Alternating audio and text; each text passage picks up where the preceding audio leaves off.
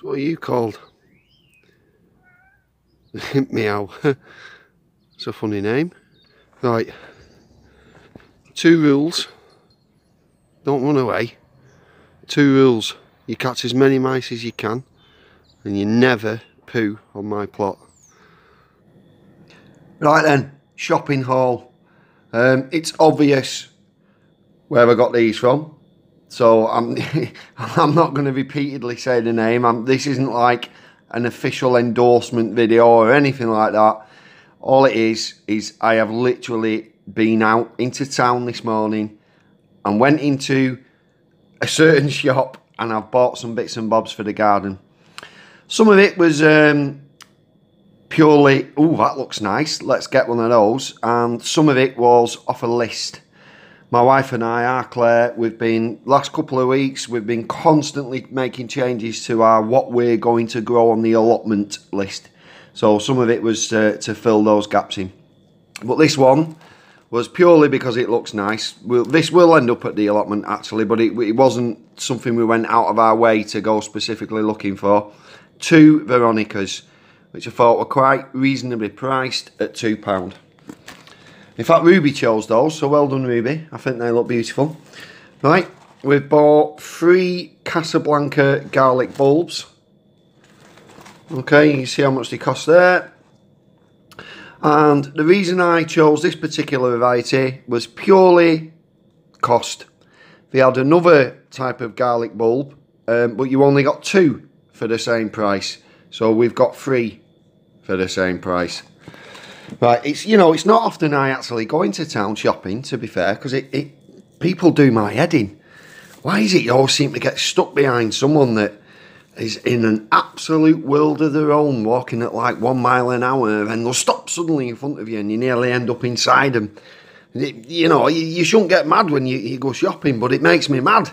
So normally I don't go, but I'm quite glad I went this morning. Stuttgarter onion sets, how many is in, does it say? It doesn't say a quantity, it gives a weight, 500 grams there, and that was £1.50. There's quite a lot of bulbs there, see it in my hand?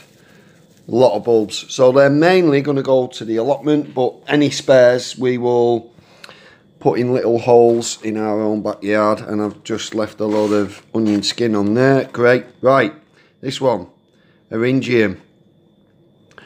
Ruby specifically wanted an Eryngium because Ruby's great grandma, or Nana Joyce, she passed away last year, and Joyce, bless her, she had one of these in her back garden. So when we see these now, it's one of the little things which reminds us of Joyce. So we bought this Eryngium. That's not going to go to the allotment. It's going to go in the backyard where we can see it every day.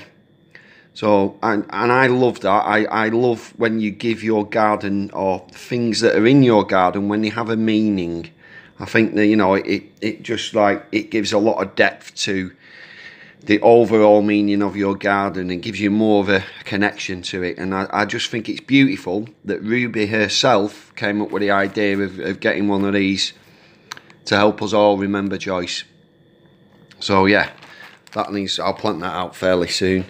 What else did we get? What else did we get? Okay, what type of these? Were these the golden or red? So these are Red Sun shallot seeds, 500 grams. These cost £2. There's quite a few in there. I've not counted exactly how many shallot sets there are, but there's quite a few. We're going to eat very well this year. Sticking with the alliums, we've got some Red Baron, is it?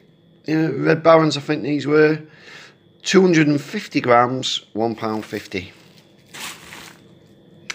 We've got seed potatoes, quite a big bag here actually. When I'm on the label, what type did that? Now our Claire chose these. Pentland Javelins, okay, 2 kilograms worth. And how much were they, does it say on there? Where's my receipt? £2.75. And the amount of spuds each one of these, when planted, will give us, there is no way you could go any shop and buy £2.75's worth of potatoes. This is just gonna, the value for money, the return on these is gonna be amazing. You know, we'll get at least 10 potatoes back, at least, for every one of these that we plant. If you know, if we plant them well enough and the soil's good enough for them, we should get them up to more near 20 potatoes. Right, I got that excited showing you my spuds. I forgot to ask, what type of seed potatoes are you guys planting this year? Those with first earlies. Does any of you not bother at all with first earlies? Do you just wait a little bit longer and go straight for your main crop? What type of seed potatoes is everybody else planting? Which varieties? Leave a comment, let me know. If we're lucky as well. So seeds, resistor fly F1 carrots, some chives. We've decided as a family we can't have enough chives in our life. We like chives, both just to look at them. We like the fact that bees go mental on chives. It's bee central. If you've got chives when they're in flower, the bees love it. And yeah, and also we like eating them as well as looking at them and admiring the bees. And my wife really just likes the little pinky purple pom-pom style flowers that they have. So yeah, there's lots of reasons why we love chives in this family. Right, for the allotment then, sweet corn, incredible F1s. We're not sweet corn growing experts, so we're going to do a little bit more learning. When we've tried in the past, we've never really done fantastically well with sweet corn. So we're going to learn a bit more about them and see if we can perfect the technique. And then good old Musselburgh leeks. So just a very quick shopping haul video, not a scented candle in sight. Nice one. Me again, another thing I forgot to say because I just got too excited showing you all my shopping haul. Like, I shop where I shop for majority of my gardening stuff because I think it's really good value for money, well priced. Where do you guys get most of your, where do you prefer to get most of your gardening things from? So your seeds, seed potatoes, that kind of thing. Leave a comment, let me know, because it's good to shop around, isn't it? And I'd be interested to see if there's any shops that I'm not aware of that sells gardening things. I'm always on the lookout for the bargain. So leave a comment, let me know where you buy most of your gardening things from. Right, do you know how Walt Disney has had his brain frozen so that if one day in the future they work out cryogenic technology, they can thaw him out and bring him back to life? Well, that's why I'm filming this candle. It's a Royal Horticultural Society wild honeysuckle candle. And at the moment, we haven't got smell-o-vision, but I think YouTube's going to be around for long enough that one day the technology might make it happen. So come on, 20 years' time, smell-o-vision. So when Deputy Head Gardener and I, Ruby, aren't pursuing our horticultural interests up at the allotment or in the backyard, we like to do things like this, little competition, see how many cloves pegs we can get on our fingers. I tell you what, it hurts though.